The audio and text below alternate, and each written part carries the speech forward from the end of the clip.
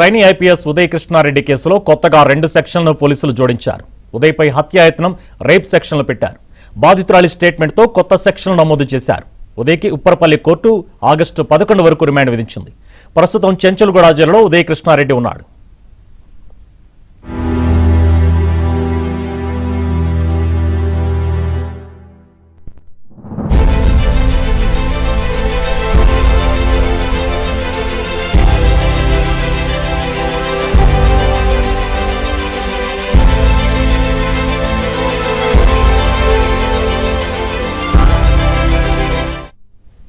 Trainee IPS Uday Krishna Reddy కేసులో కొత్తగా 2 సెక్షన్లను పోలీసులు జోడించారు.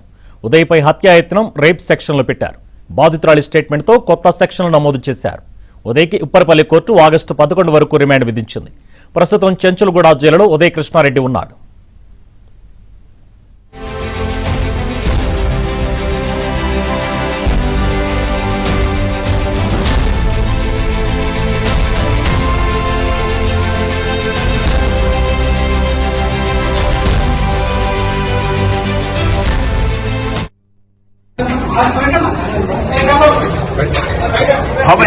బయట పంపించేస్తాను.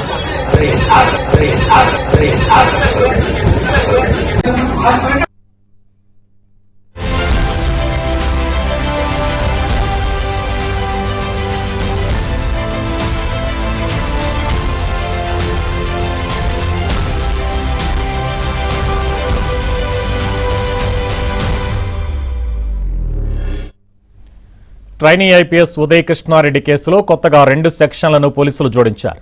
ఉదయ్పై హత్యాయత్నం, రేప్ సెక్షన్లు పెట్టారు. బాధితురాలి స్టేట్మెంట్తో కొత్త సెక్షన్లు నమోదు చేశారు. ఉదయ్కి ఉప్పరపల్లి కోర్టు ఆగస్టు 11 వరకు రిమాండ్ విధించింది. ప్రస్తుతం చెంచల్గూడ జైలులో ఉదయ్ కృష్ణారెడ్డి ఉన్నాడు.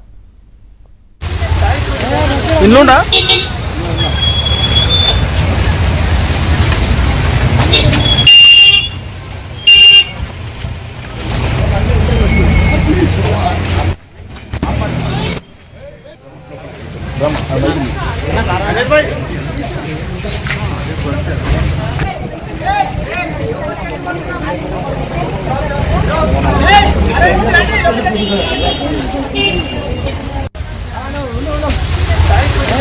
ఇల్లుండా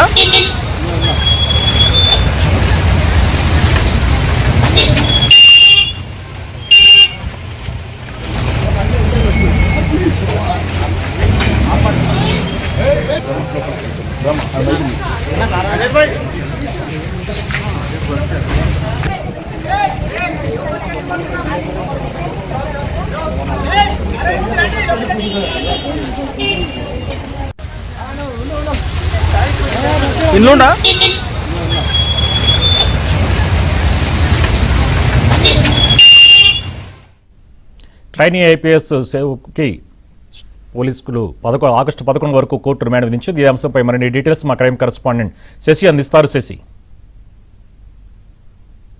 తరలించారు అత్తాపూర్ పోలీసులు. అయితే నిన్న ఆయన్ను రిమాండ్ కి తరలించేటటువంటి క్రమంలో రిమాండ్ రిపోర్ట్ లో భాగంగా మరొక 2 సెక్షన్లను కూడా యాడ్ చేసినట్టుగా కూడా మనకు అందుతున్నటువంటి సమాచారం. ప్రధానంగా ట్రైనీ ఐపీఎస్ పై ప్రధానంగా ఇప్పుడు 2 సెక్షన్లను యాడ్ చేయడంతో పాటు వీటికి సంబంధించినటువంటి మెమోను కూడా ఇప్పటికే కోర్టులో పోలీసులు ఇప్పటికే దాఖలు చేయడం కూడా జరిగింది. ప్రధానంగా రేప్ సెక్షన్ తో పాటు ఉదయ్ కృష్ణారెడ్డి పైన పోలీసు సబ్ క్లాస్ 1 తో పాటు ఆ తర్వాత ఎఫ్ఐఆర్ లో లేనటువంటి మరొక 2 సెక్షన్లను కూడా ఇప్పటికే యాడ్ చేశారు. దర్యాప్తులో భాగంగా బాధితులతో పాటు ఉదయ్ కృష్ణారెడ్డికి సంబంధించినటువంటి స్టేట్మెంట్ ను పోలీసులు రికార్డ్ చేసిన తర్వాతనే ఈ 2 సెక్షన్లు యాడ్ చేసినట్టుగా కూడా తెలుస్తుంది. ఈ 2 సెక్షన్లు జోడిస్తూ కోర్టులో నిన్న పోలీసులు రిమాండ్ కు సంబంధించినటువంటి విజ్ఞప్తి చేస్తున్నటువంటి సమయంలోనే మెమోగా ఫైల్ చేశారు. సో మొత్తానికి ఇప్పటికీ ఉప్పరపల్లి కోర్టు రిమాండ్ విధించడంతో ఉదయ్ కృష్ణారెడ్డి ప్రజెంట్ చెంచల్గూడ జైలుకు ఇప్పుడు తరలించడం కూడా జరిగింది.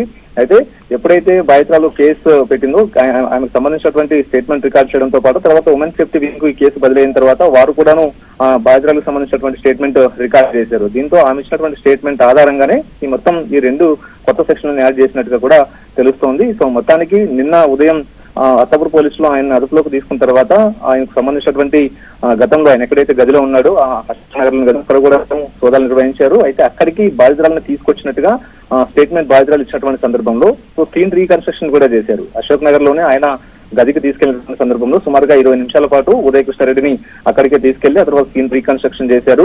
ఏ సందర్భాల్లో బాధితురాలు అక్కడికి వచ్చిందన్న అంశాల గురించి ఆయన్ని ఆరోగ్యం ఇంకా ఏవైనా మిగిలిన ఆధారాలు ఏమైనా దొరుకుతాయంటూ కూడా నిన్న ఆరాధించినటువంటి సందర్భం కూడా ఉంది. సో ఈ పరిణామాలన్నీ క్లియర్ అయిన తర్వాత నిన్న ఆయన్ను రిమాండ్ కి తరలించేటటువంటి క్రమంలోనే పోలీసులు మెమో దాఖలు చేశారు. సో మొత్తానికి అత్యాచార యత్నంతో పాటు ఇంకా 2 అదనపు సెక్షన్లను కూడా యాడ్ చేశారు.